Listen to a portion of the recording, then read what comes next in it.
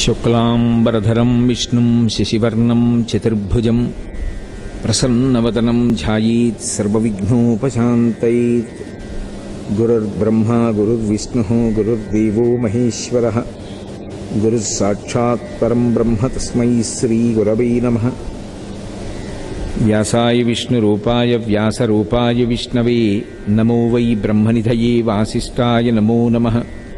కూజంతం రామ రామీతి మధురం మధురాక్షరం ఆరుహ్య కవితాశాఖాం వందే వాల్మీకికోకిలం.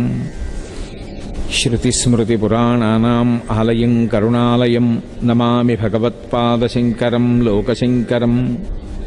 వాగర్ధావివ సంపృక్తౌ వాగర్ధప్రతిపత్తయే జగతః పితరౌ వందే పార్వతీపరమేశ్వరౌ. సూక్తిం సమగ్రయతున స్వయమేవ లక్ష్మీః శ్రీరంగరాజమహిషీ మధురైః కటాక్షైః. వైదగ్ధ్యవర్ణగుణగుంభనగౌరవైర్యాం కండూలకర్ణకుహరాः కవయోధయంతి. హైమోర్ధ్వపుండ్రమజహన్మకుటం సునాసం మందస్మితం మకరకుండలచారుగండం.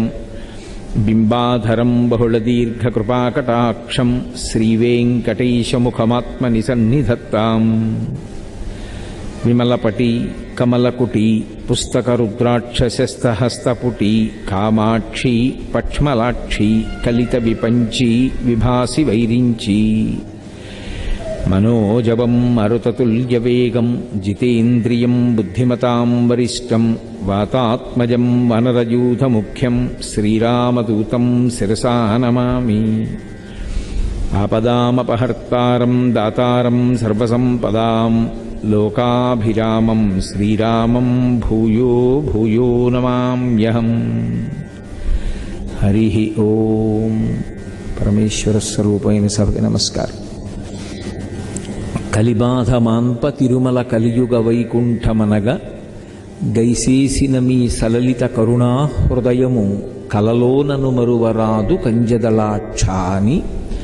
కేవలం కలియుగంలో మనుష్యులు అనేకమైనటువంటి పాపకర్మలు చేసి లెక్కలేనన్ని ఆపదలు ఎదుర్కోవలసిన అగత్యం ఏర్పడుతుందని తాను వైకుంఠమును విడిచిపెట్టి సప్తగిరుల మీదకొచ్చి వెంకటాచల పర్వతం మీద ఆనందనిలయ విమానంలో తాను విరాజమానుడై పిలిచినంత మాత్రం చేత పలికి ఉద్ధరించేటటువంటి ఆ భగవంతుని యొక్క కరుణాహృదయాన్ని మనం ఎన్నటికీ మరువకూడదు అని ఆయనకి ప్రస్తుతి చేస్తూ, కలిబాధ మాన్పడం కోసం ప్రధానంగా మనుష్యులు ఆశ్రయించవలసినటువంటి రూపాలలో ఒకటి చండీస్వరూపం. కలవు చండీ అని. చండీ పరదేవత అంటే చెడి కోపనే ఇది చండీహి అని. చండీ హోమం చేస్తున్నారు అంటారు. శారదా నవరాత్రులు వస్తున్నాయి. చండీ హోమానికి విశేషమైనటువంటి ప్రాధాన్యత. దుర్గా సప్తశతీ మంత్రాలతో అనుసంధానం చేస్తారు. అందులో ఆ చండీపరదేవత కోపంగా ఉంటుంది అని. కోపంగా ఉంటుంది అన్న మాటని కొంచెం జాగ్రత్తగా అర్థం చేసుకోవాలి. దేని మీద కోపం, ఎందుకు కోపం? కోపం అనేటటువంటిది ప్రబల శత్రువని, కోపం ఉండకూడదని సామాన్యమైనటువంటి మనుష్యకోటికే ప్రబోధం చేస్తున్నటువంటి ఋషులు ఉండగా అమ్మవారికే కోపం ఉంటే ఇంకా దానికన్నా గర్హనీయమైన విషయం లోకంలో ఉంటుందా? మరి అమ్మవారికి కోపం ఎందుకు అంటే, ఆవిడ కోపం మన మీద కాదు, ఆవిడ కోపం ధర్మం మీద కాదు. ఆవిడ కోపం దేని మీద అంటే అధర్మం మీద. ఎక్కడ అధర్మం ఉన్నదో, అరే ఇది నాశన హేతువని ఎందుకు తెలుసుకోడు? తక్షణం ఫలితాన్ని ఇచ్చినట్లు కనపడుతుంది, కానీ దీర్ఘకాలమునందు చాలా ప్రమాదకారి. ఆ విషయాన్ని ఎందుకు తెలుసుకోలేకపోతున్నాడు? అందుకే శంకర భగవత్పాదులు సౌందర్యలహరి చేస్తూ ఒక మాట అంటారు, భ్రువౌ భుగ్నీకించిత్ భువన భయభంగ వ్యసనిని అంటారు. అమ్మవారు యథార్థానికి ఇలా కూర్చోవాలి, కానీ ఆవిడ ఇలా కనుబొమలు కొద్దిగా ముడేస్తుందిట. బాగా ముడేసి తీవ్రంగా కళ్ళు విప్పిందనుకోండి, ఎవరు దగ్గరికి వెళ్ళరిగా, భయం. కానీ ప్రసన్నంగా చూస్తూ ఉంటుంది, కానీ కనుబొమలు ఇలా కొద్దిగా ముడేస్తుంది. కనుబొమలు ఎప్పుడైనా ముడిపడితే దాని ఉద్దేశ్యం ఏమిటి అంటే, ఏదో ఆలోచనా ముద్ర, దేని గురించో ఆలోచిస్తున్నారు అని. ఆవిడికి ఏముంది ఆలోచించడానికి? ఆవిడికేం లేదు.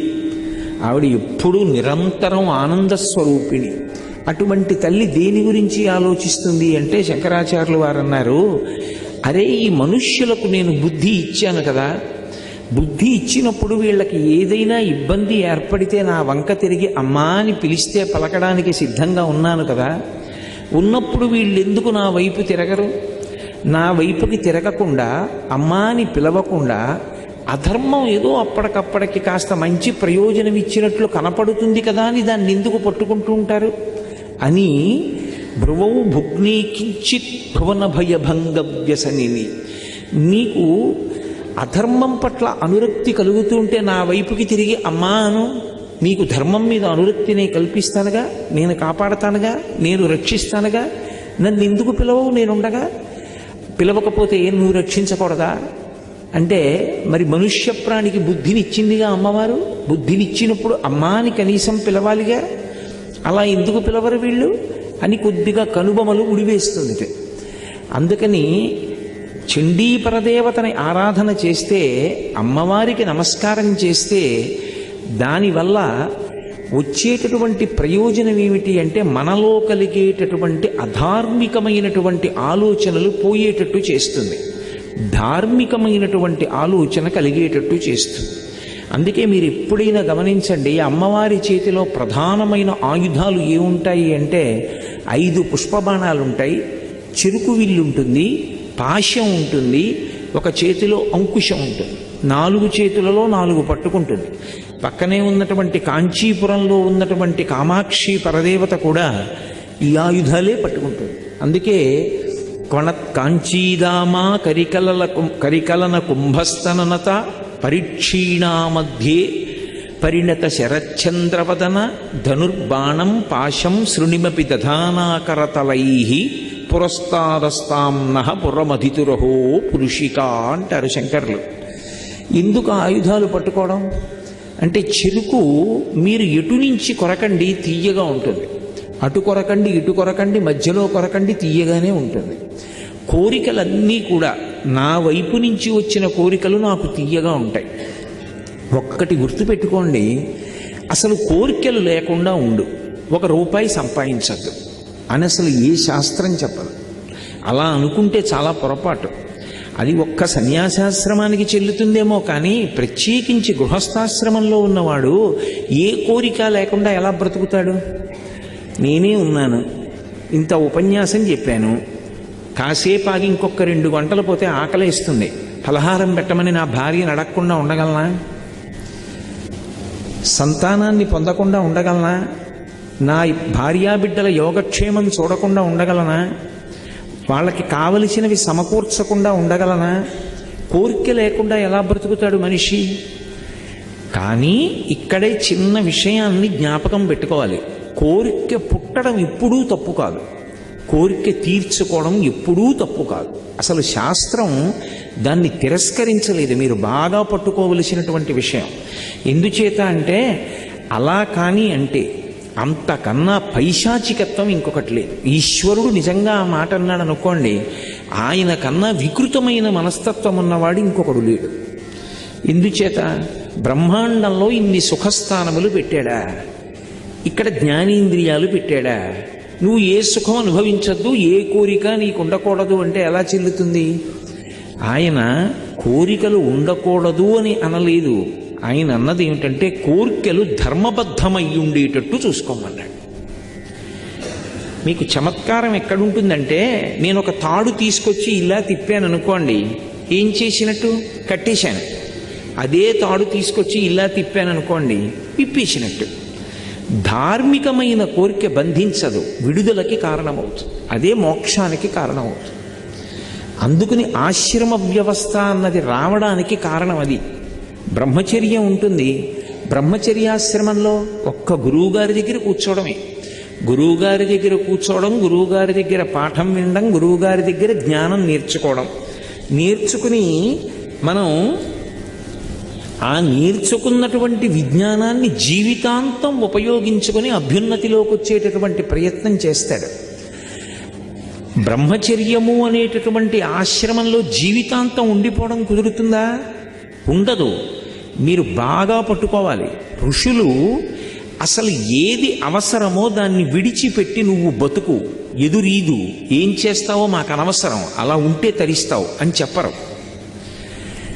వాళ్ళు ఏం చెప్పారంటే ఒక వయసు వచ్చిన తర్వాత మనస్సు కామమును పొందుతుంది. ఇప్పుడు ఆ కామాన్ని నువ్వు తీర్చుకోవద్దు అని బలవంతంగా తొక్కి పెట్టారనుకోండి, అది కాలు కింద పాము ఎలా ఉంటుందో అటువంటిది. రామాయణంలో రావణాసురుడు 10 తలకాయలు తెగిపోయి యుద్ధభూమిలో పడిపోతాడు. మండోదరిని తీసుకొస్తారు.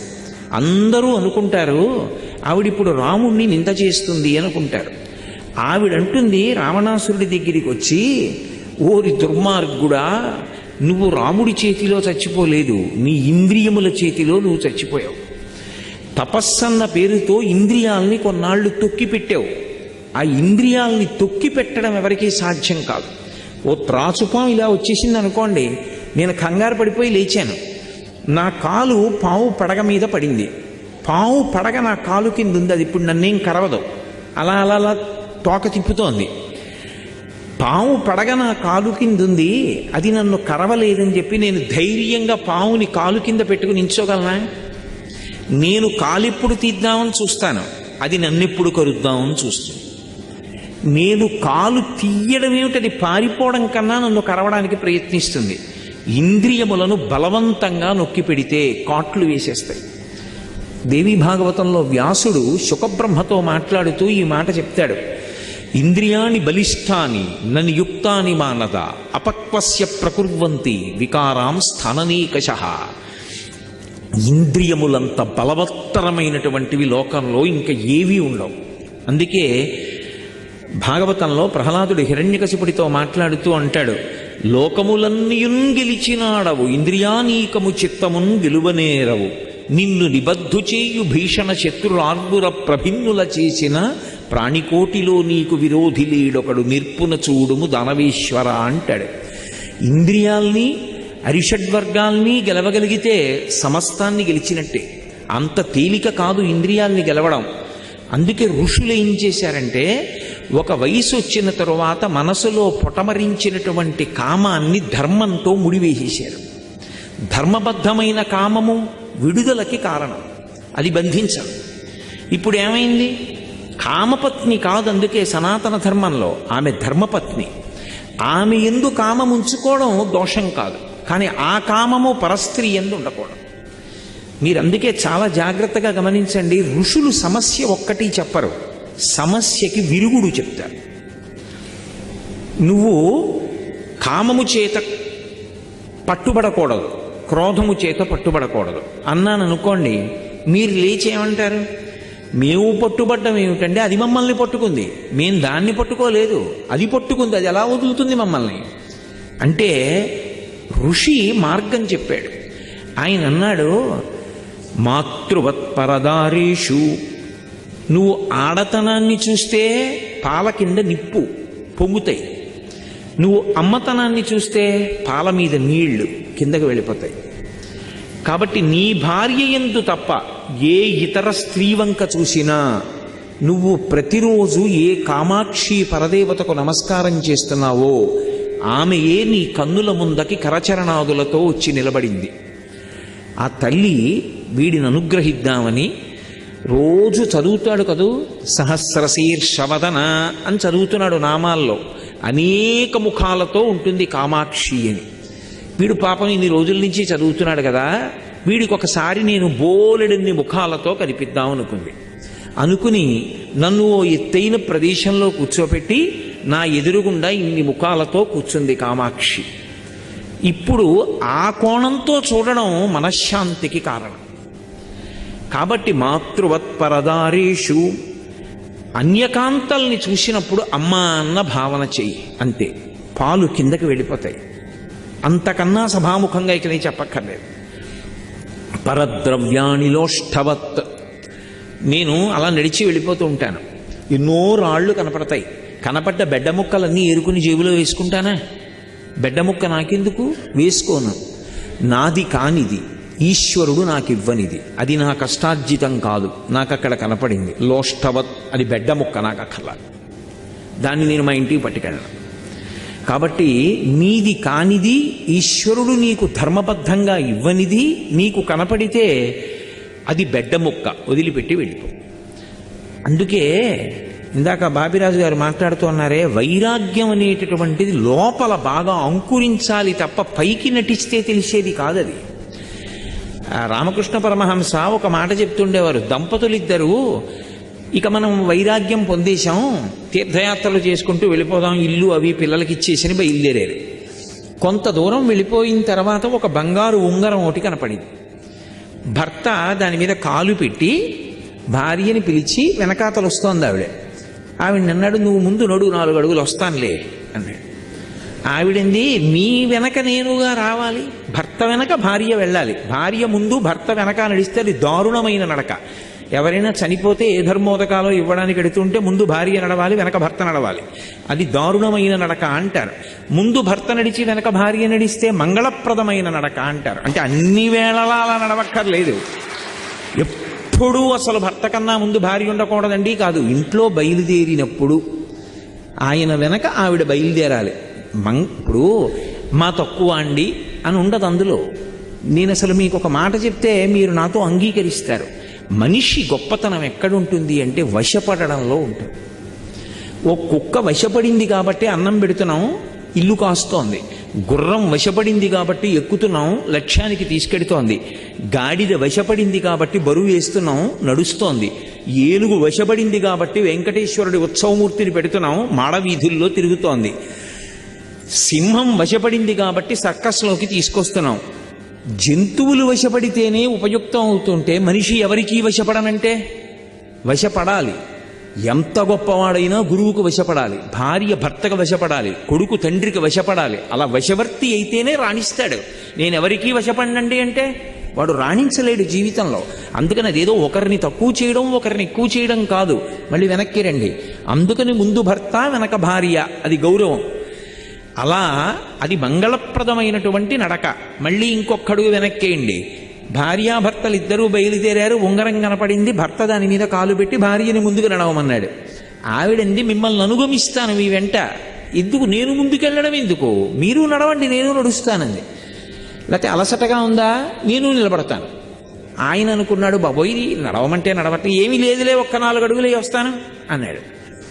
ఆవిడంది, ఇంకా ఇంత వైరాగ్యం వచ్చిందని ఇద్దరం ఇంటి నుంచి బయలుదేరినా మీకు బంగారం ఉంగరానికి బెడ్డ ముక్కకి తేడా తెలుస్తోందన్నమాట అంది. అంటే అసలు వైరాగ్యం ఎవరికి వచ్చింది?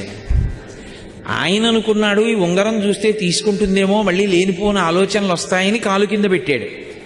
ఇంకా నీకు బంగారం ఉంగరానికి బెడ్డ ముక్కకి తేడా తెలియడం పోలేదా అని ఆవిడ అడిగింది. అందుకని భావన సంపత్తి లోపల ఏర్పడాలి, ఆ భావన అంతా కూడా. కాబట్టి పరద్రవ్యాణి లోష్టవత్, నీకు అక్కర్లేనిది, అది నీది కానిది బెడ్డ ముక్కగా భావన చే. అలాగే ఆత్మవత్ సర్వభూతేషు, నేను ఆయన్ని కొట్టడం కాదు, ఆయన నన్ను కొడితే నాకెంత బాధ కలుగుతుంది, కాబట్టి నేను కొట్టను. నాకన్నా చాలా బలవంతుడు ఓ కర్ర పెట్టి నా మోకాల మీద కొడితే నాకెంత నిప్పెడుతుంది. ఓ కుక్క పిల్ల అంతే కదూ, అది కుక్క పిల్లని నేను మనుష్యుణ్ణని బలవంతుణ్ణని కర్ర పెట్టి నేను ఎందుకు కొట్టాలి? కాబట్టి ఆత్మవత్ సర్వభూతేషు యపశ్యతి సపశ్యతి, ఒక పని చేసే ముందు ఒకటే పరీక్ష పెట్టుకో. ఇది నాకు జరిగితే అదొక్కటే ఆలోచించు. ఇలా నాకు చేస్తే, నన్ను కొడితే, నన్ను తిడితే బాధ కలుగుతుంది, కాబట్టి అవతల వాళ్ళకి చేయదు. ఆత్మవత్ సర్వభూతేషు, నిన్ను ఇతర ప్రాణిలో చూసుకో, అది నీకు నచ్చితే చేసేయి. ఇలా అంటే బాగుపడ్డానికి ఉపయోగపడుతుంది అను, పర్వాలేదు. ఇలా అంటే అవతల వాళ్ళకి చాలా బాధ కలుగుతుంది అనొద్దు.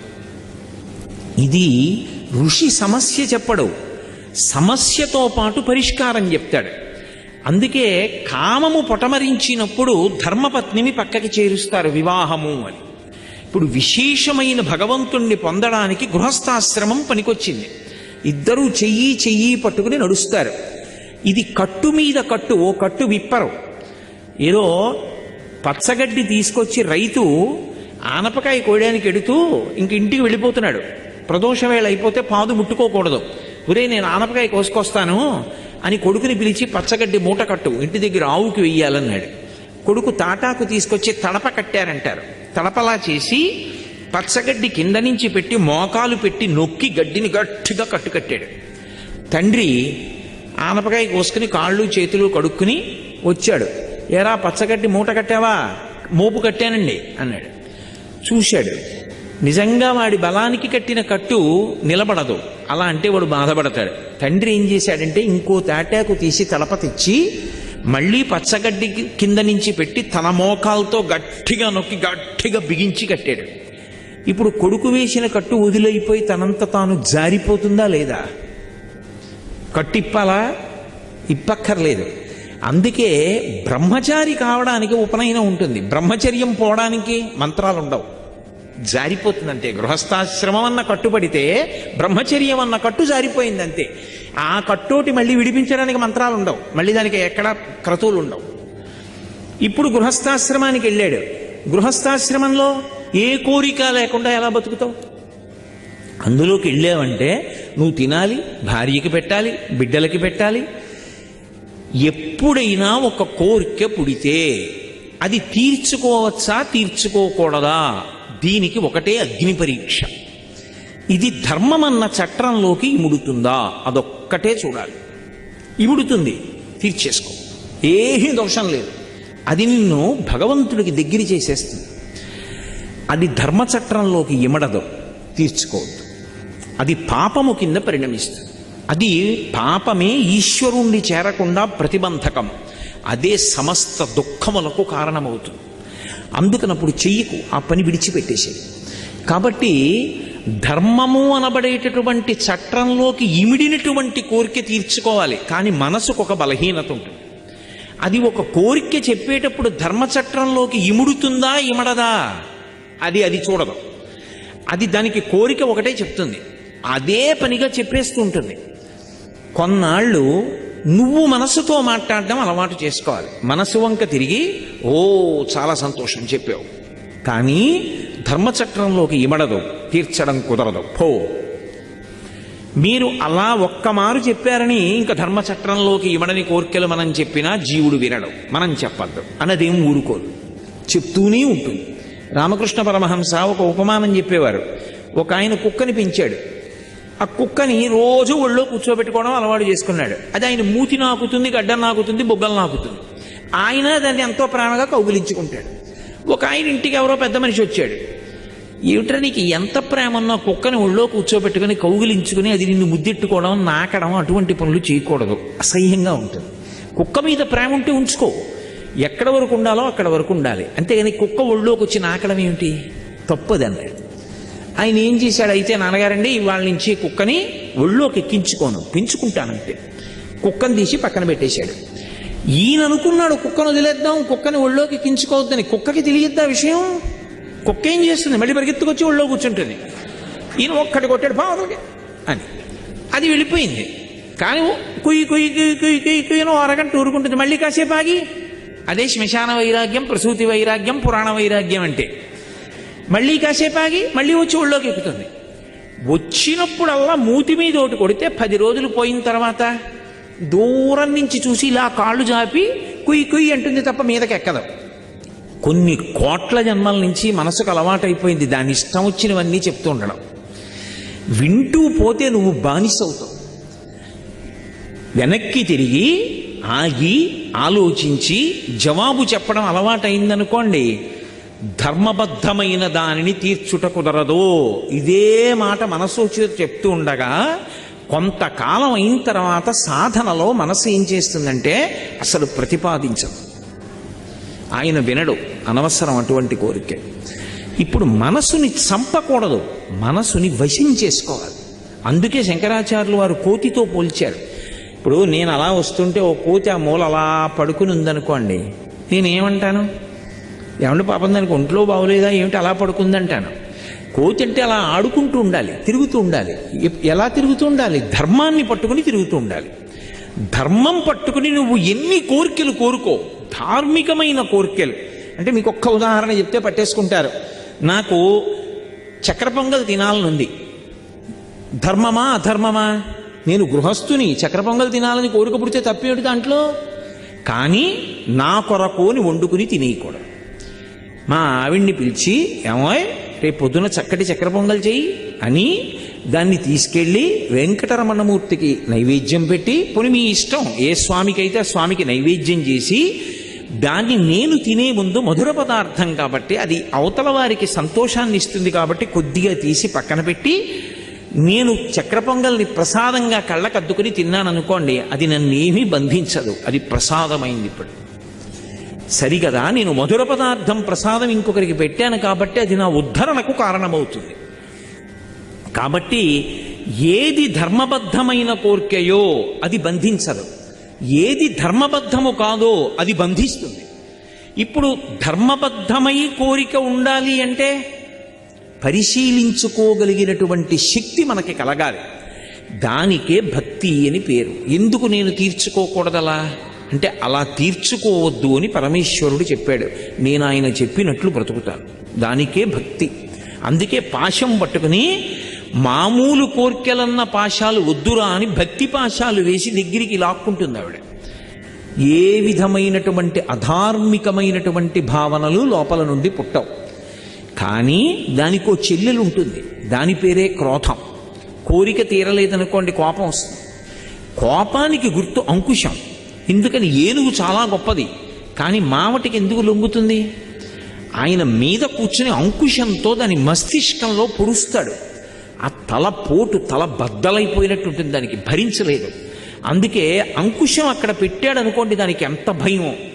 మీరు ఎప్పుడైనా పెద్ద పెద్ద దేవాలయాల్లో చూడండి, ఏనుక్కు ఒక లక్షణం ఉంటుంది, అది కదలకుండా ఉండలేదు. దాన్ని రెండు కాళ్ల ముందు అంకుశం పెట్టి మావటి ఆ పక్కన కూర్చుంటాడు, ఎవరితోనో మాట్లాడుతుంటాడు. ఏనుగు కదలకుండా ఉండలేదు కదా, అది కదలాలి. ఎలా? ముందు అంకుశం ఉంది, అంకుశాన్ని దాటను కూడా దాటదు. దాటకుండా ఇలా తొండం ఇలా ఊపుతుంది అడ్డంగా, అయితే ఇలా ఇలా అంటుంది. కాలు మీరు ఎప్పుడైనా గమనించండి, ఏనుగుని కాలు ఎత్తుతుంది ఇలాగా, అంకుశం దాకా పెడుతుంది, మళ్ళీ వెనక్కి తీసేసి వెనక్కి పెట్టేస్తుంది కాలు. అంకుశం దాటి మాత్రం కాలు వేయదు. అంకుశానికి ఏనుగు లొంగిపోయింది. ఏనుగు ఎంత పెద్దదో ఒక్కసారి కోపం అంటూ వచ్చేయాలి, కానీ లోపల నుంచి, బయట నుంచి లోపలికి రాదు, లోపల నుంచి బయటకు వస్తుంది. ఇది వచ్చినప్పుడు ఏనుగంత ఉంటుంది. అసలు దానికి వశపడిపోయిన వాడిని, కోపంతో ఉన్నవాడిని ఫోటో తీసి వాడికి చూపించండి, వాడే తెల్లబోతాడు. ఇలా ఉంటానా ఇంత వికారంగానే? అంత భయంకరమైన స్థితిలోకి తీసుకెళ్ళిపోతుంది, మనిషిని ఆలోచించనివ్వదు, ఊపేస్తుంది. అటువంటి కోపం మనని పాడు చేయకుండా ఉండాలంటే అమ్మవారి పాదాలు పట్టుకోవాలి. అమ్మవారు ఏం చేస్తుందంటే, ఇప్పుడు దాన్ని సాధన కింద మారుస్తుంది. ఎలా అంటే, కోపము ఉత్తమ కోపంగా మారుతుంది. ఉత్తమ కోపంగా మారడం అంటే కోపం మీద కోపం వస్తుంది.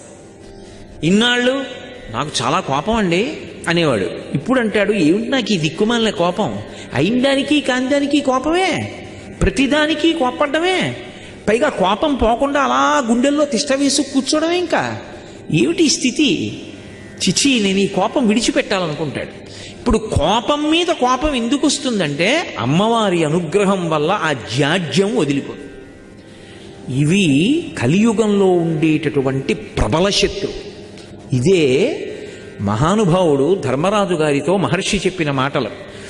కామక్రోధములు రెండు పీడించేస్తాయి, ధర్మబద్ధములు కావు.